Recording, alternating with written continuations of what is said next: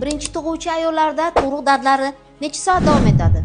Bu videoni bizni olishga majbur qilgan sabablari bor. Chunki ko'pchilik birinchi tug'uvchi ayollarda tug'ruq dardlari 15 soatdan 18 soatgacha davom etishini bilmasdan ayolni tug'ruqxonaga olib kelgandan keyin tezroq tug'dirishni akusher-ginekologdan talab qilishadi.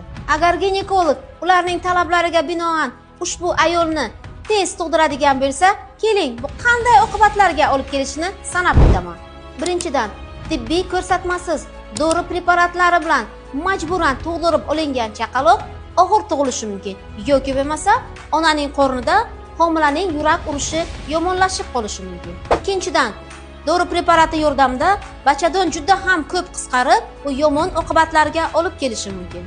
Uchinchidan, tez tug'dirish oqibatida bachadondan qon ketib, ayolning ahvoli og'irlashib, bu juda ham og'ir holatlarga olib kelib, ayolning hayotiga xavf solishi mumkin. Xo'sh, qizingizning yoki keliningizning tez tug'dirishini xohlarmidingiz? Ayolning o'zini dardi bilan vaqti va soatida tug'gani eng sifatli tug'ish bo'lib hisoblanadi va sog'lom chaqaloqning dunyoga kelishida ayolning sog'lom bo'lishida juda ham muhim rol o'ynaydi.